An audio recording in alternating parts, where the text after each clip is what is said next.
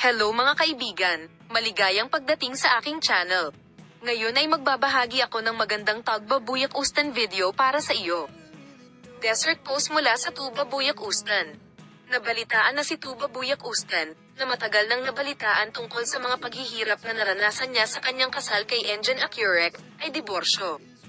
Si Tugba Buyak Ustan, na nakatayo sa likod ni Engin Akyurek at nagpapatuloy sa kanyang kasal, ay pumunta kamakailan upang panoorin ang mga karera ng Formula 1 sa Abu Dhabi.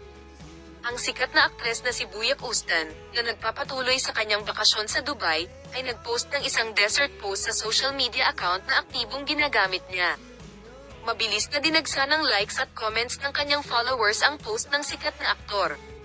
Ang mga tagasunod ng malaking superior ay nagkomento tulad ng, "Mahal na mahal kita, malayang babae." Narito ang mga post ng disyerto ni Tuba Buyak Ustan.